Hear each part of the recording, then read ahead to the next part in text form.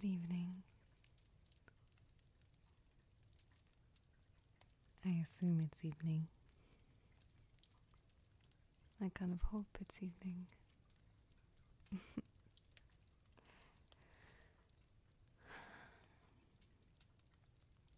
It's nice to see you again. These kind of feel like late night little blog posts or a time for me to empty my brain, and you're being kind enough to listen. Thank you. Why don't, for the first time, in maybe a while, why don't I ask you how your day was? Is that okay?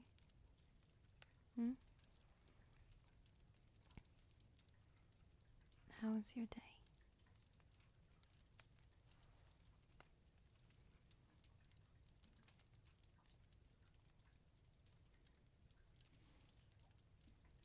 Hmm. Hmm.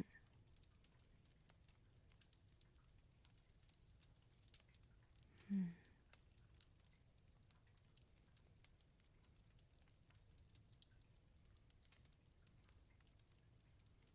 Well, you made it through another day. It's the beginning of the new year, and you're doing your best.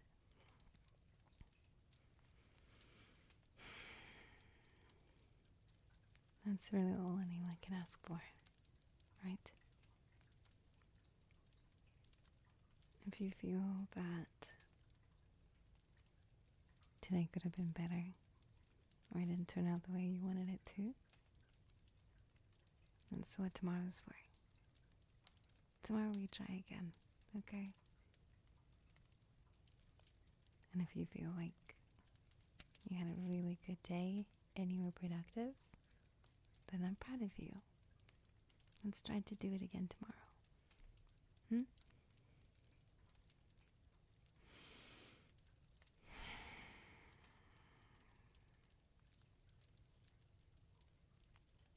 I like the sound of the fireplace.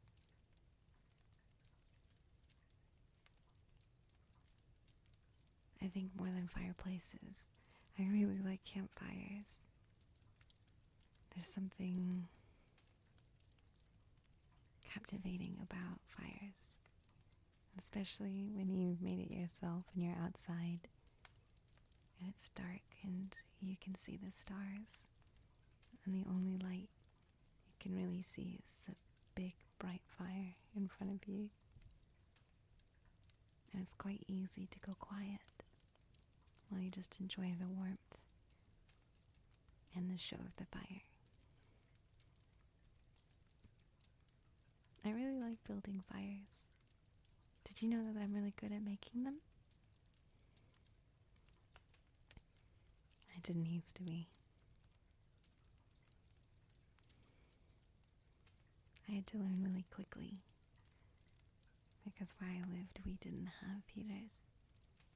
At least not heaters in the whole house. You had these tiny plug-in ones, and during the cold winters that was never enough. So when winter came and it was really cold, I had to learn how to build fires, and I had to learn how to maintain them for the rest of the night and the day. I'm quite proud of that. Can you build a fire?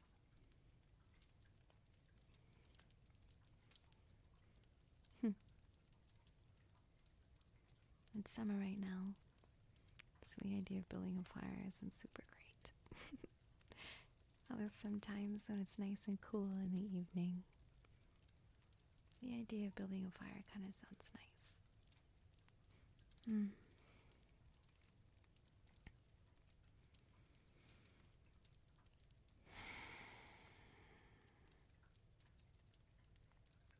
Are you ready to relax?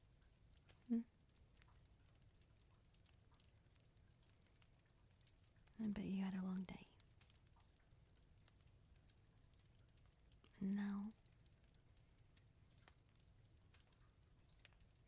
it's okay to let go a little bit. Maybe you can start by taking a deep breath.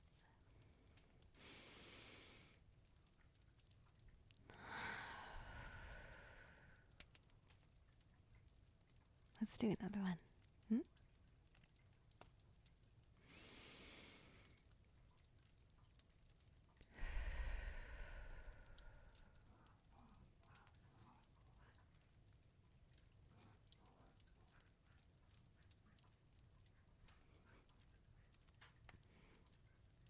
That's nice.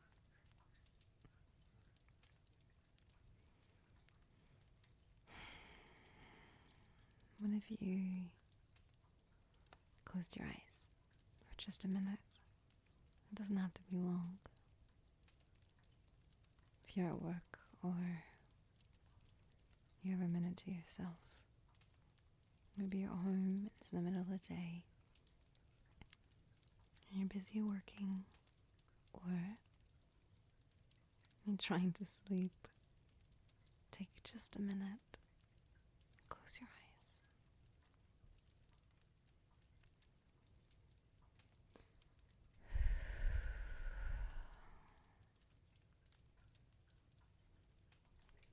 Do you want to hear my blorbles? It's too bad you're stuck. You have to listen to them. I'm so in love with the sound. Oh, it sounds good every time. Oh. I don't know why I like that sound, but I do. Oh, I can't help it. And this is my safe space, because I get to enjoy whatever sound I want. I want to get it just right to where you can hear the warbles for as long as possible.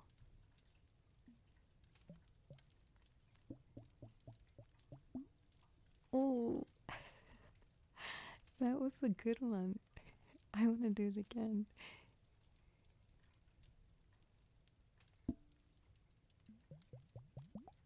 Oh.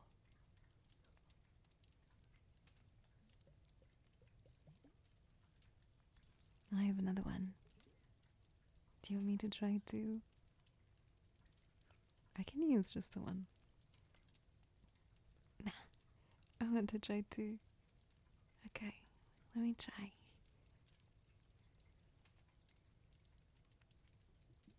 Oh, I'm not very good with two.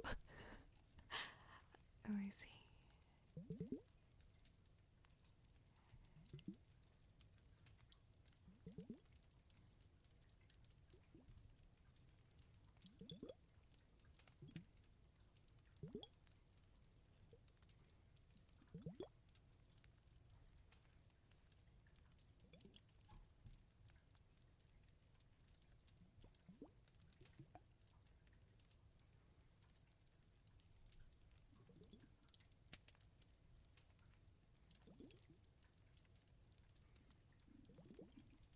Oh,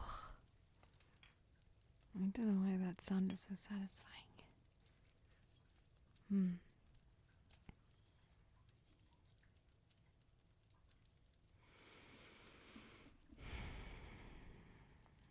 Well, look. You're here. Which means you've chosen to try and relax, right?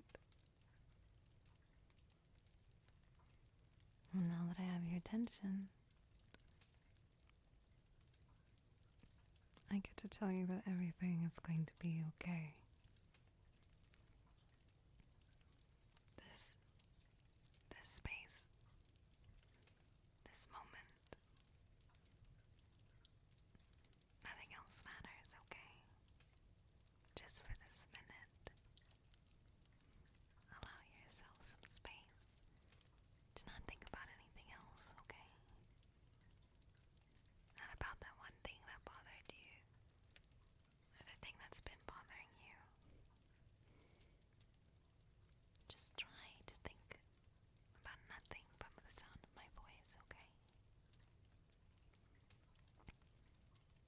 just for a little bit longer.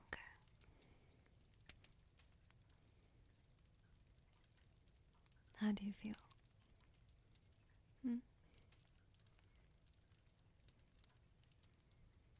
What about we relax your jaw? Can you feel it? Can you feel it's tense? Maybe just try to let it go. And your ears. Can you feel your ears? What about your eyebrows? Can you rest them for a minute for me? What about your toes? Can you feel them? I'm gonna wiggle them for a little bit. And then relax. Perfect.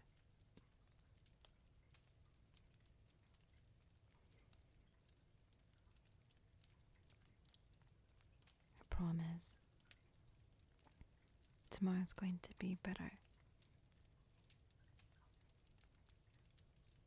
And if it's not, then we always have the next day to try again. Okay?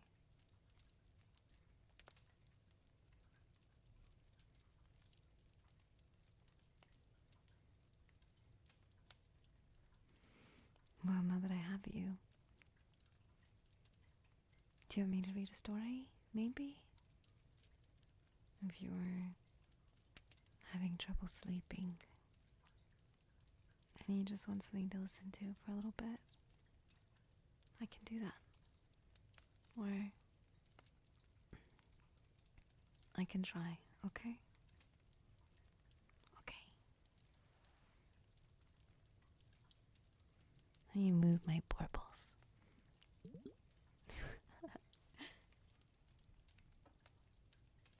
Okay. Can I take a sip of my tea? I feel like my throat is a little sore. One sec.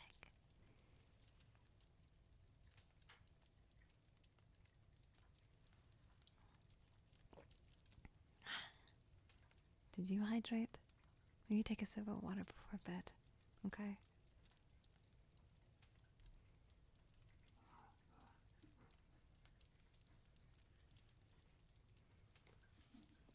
Okay.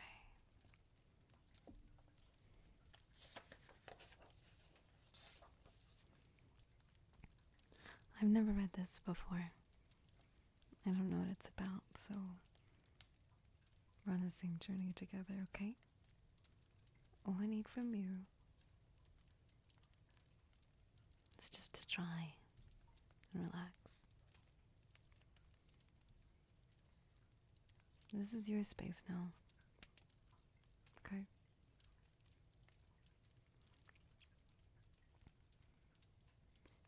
The story is called My Brother Tom by Mariah Southworth. Now, I've never read this before, so if I stumble on my words, you can make fun of me, okay? But only a little. Don't be mean. I'm trying.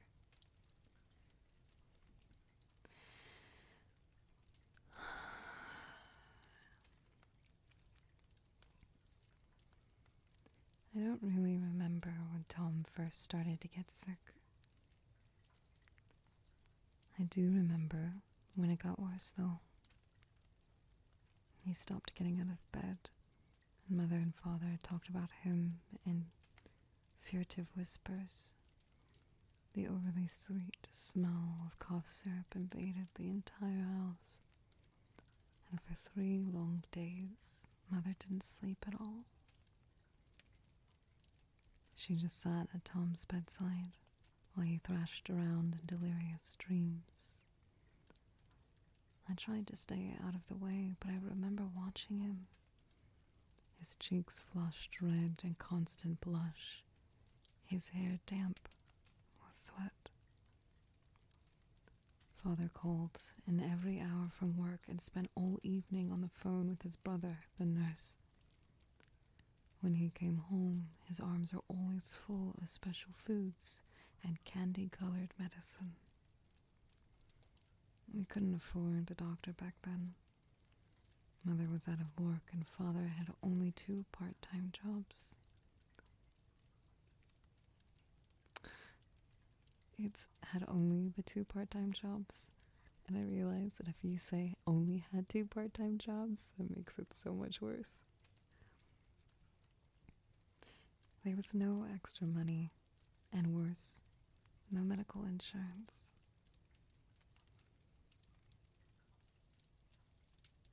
Towards the end of Tom's fever, Mother and Father were seriously considering sliding a little further into debt so that they could have a doctor look at him. Then Tom seemed to get better. His fever went away, at least.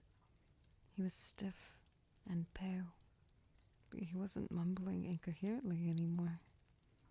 On the contrary, I remember him being very quiet. He didn't speak, and he couldn't eat.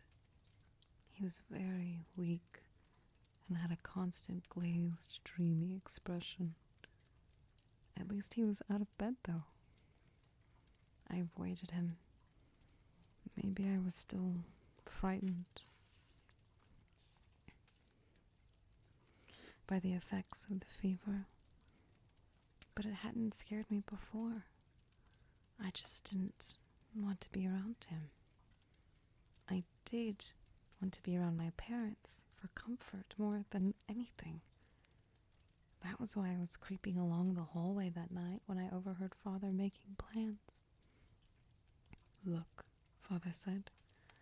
I remember him clearly standing under the fluorescent light of the kitchen wearing his robe, slippers, and boxer shorts. Mother was sitting at the table, rubbing her head like she had a headache. "Look," he repeated. "He's still not better. That much is obvious.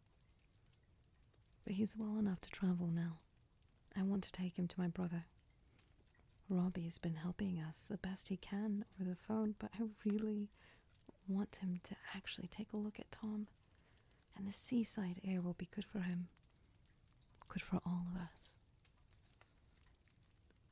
Looking back, I suppose my parents had been desperate for something to do, because once they found a plan that was within their power, everything happened so quickly. The very next day, we all piled into the car, me in my little pink jacket, Tom in his dark blue coat and knitted blue ski cap. Mother had to dress Tom, and I remember her having a difficult time of it. She didn't complain, and neither did Tom. But you could see how hard it was for her to bend his arms. It's as if he were dressing a large, stiff doll. We all got into the car and I heard Mother say to Father, "I'm worried about him, Hector. He's so cold now."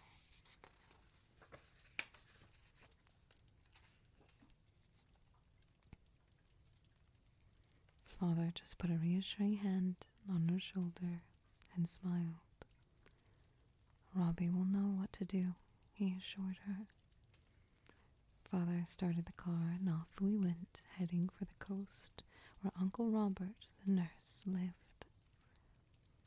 Out of the 3 healthy members of the family, Mother had been through the most of the past week, and she promptly fell asleep. Tom stared listlessly at the back window, and I tried to read my chapter books. I was in 3rd grade and quite proud of my reading skills, but I couldn't concentrate on Charlie and his adventures in the chocolate factory, not with Tom sitting so close to me. There was something so wrong with him. I kept looking over him, trying to discover what it was that made my skin crawl. He didn't look like Tom now. He looked like the those wax statues in that museum that Father had taken us to the previous spring. Pale, staring, fake. They had given me nightmares for weeks after work.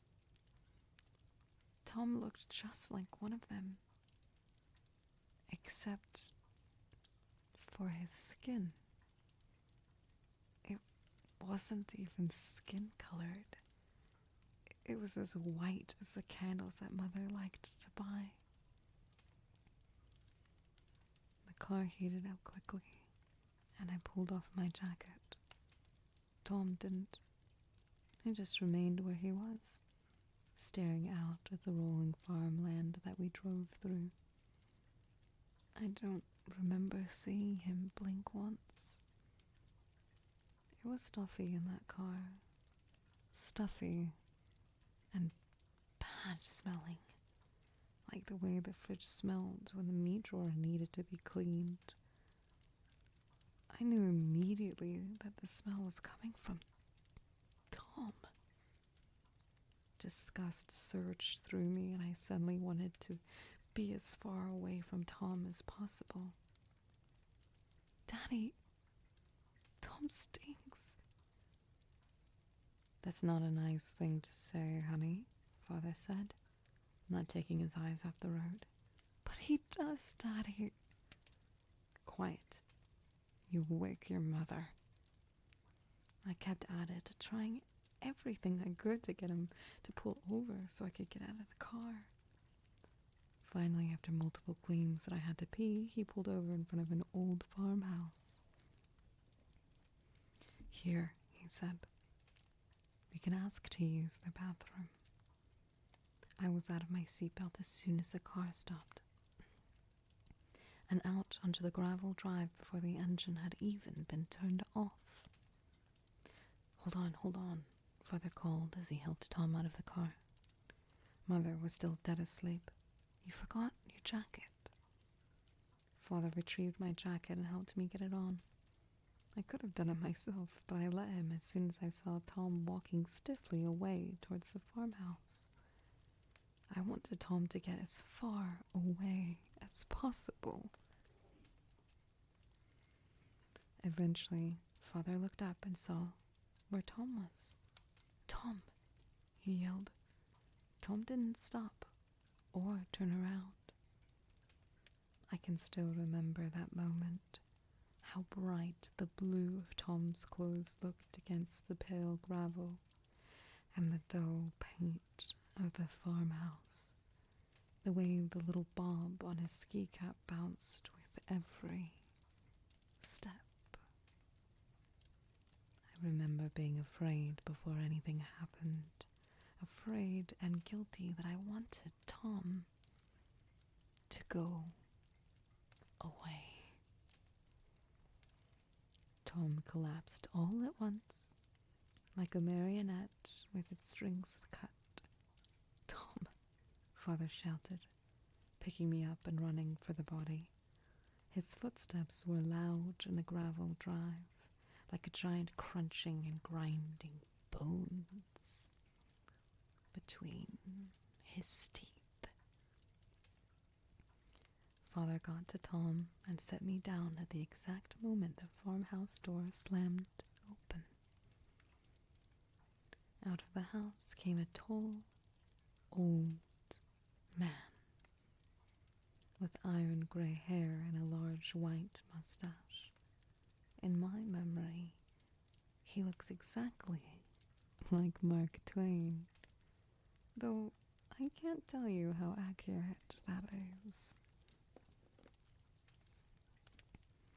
The old man took the whole scene in at once and came rushing to my father's side. Here, let me. I'm a doctor, he said. Give him air. Father was making little choking sounds, but moved aside to give the man some room. The doctor turned Tom over and checked his neck for a pulse. He frowned, his mustache exaggerating the expression, and peeled back Tom's upper lip to look at his gums. They were white, candle pale, just like the rest of him. The doctor looked at Tom's eyes and then poked and prodded him in various places. He even stuck his finger in Tom's mouth, though I don't know why. Finally, he looked up at Father, his expression grave. "Did you find him here?" he asked. Father looked almost as pale as Tom. "What?" "Yes. He just fell down," Father said, his voice panicked. "Is he going to be okay?" The doctor's frown turned puzzled. "This boy has been dead for at least a day." And that was when Tom spoke. He didn't move anything but his mouth. He just kept lying in the twisted, broken, dull position that the doctor had left him in when he turned him over. "I'm sorry," he said. "So sorry. I was late in taking him." The doctor and my father looked down at Tom. Father looked confused and scared. But the doctor, I don't think I'll ever forget the expression of horror that was on his face. He had gone all pale and green like spoiled milk, and his eyes were wide, his pupils narrowed to pinpricks. I just stood there, watching silently. I don't remember being scared or even shocked. It was as if the whole thing was quite expected and natural, more natural than sitting in the car with Tom had been. It must have been so hard, Tom continued. Except it wasn't Tom's voice. The cadence was wrong, and the solemn monotone was nothing like Tom. "So upsetting for you, having him walking around like this. I should have taken him 2 days ago. But the truth is that I've been going through some things. And well," Tom trailed off, his lips falling closed, his glassy eyes staring unblinking at the sky. "Tom," Father said weakly, fingers going out to brush against his son's cheek. That was when I got scared. "Daddy, no," I shrieked, making both of the adults flinch. "No, Daddy, no, don't touch him." Father stopped, fingers only a few inches from Tom's cold face. "Honey," he said. He looked hurt, but I knew what the other two did not. And it didn't matter if I hurt his feelings. Maybe I was young enough that my primal instincts were still there. If that is a real thing, it may have just been intuition, but I knew exactly what would happen if Father touched Tom just then, and it filled me with a deep, hysterical fear. Tom's eyes rolled in the back of their sockets until they pointed in my direction. They were dull, empty eyes like smoked marbles. "This is upsetting you, Tom said. So sorry. Just wanted to explain myself. I'll take him now. I've got other work to catch up on. Tom closed his marble eyes and was silent. He did not speak again.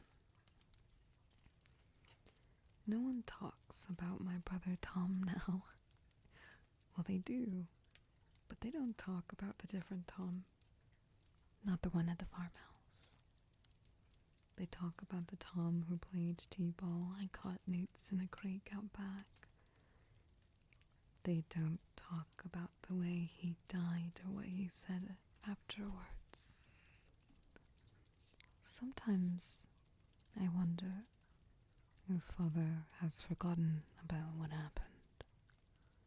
He may have blocked it out or convinced himself that it was a dream, choosing to only remember the living Tom. The funny thing is, I'm just the opposite. I don't remember the Tom who supposedly made mud pies with me or got into cereal fights with me. I guess I was too young to really remember that Tom. I do remember those glass marble eyes looking into mine, and the way his mouth moved while the rest of him lay still. I remember the smell of old, rotting blood in the stuffy car. And most of all, I remember that voice. Sometimes I wonder when I'll hear it again.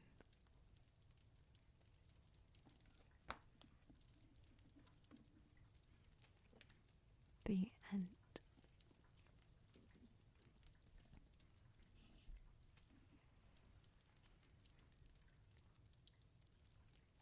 Did you like it? I thought that was good.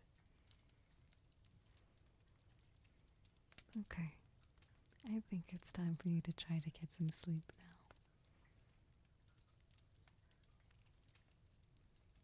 You did a good job today.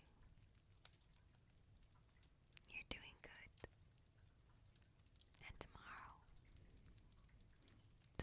will be better.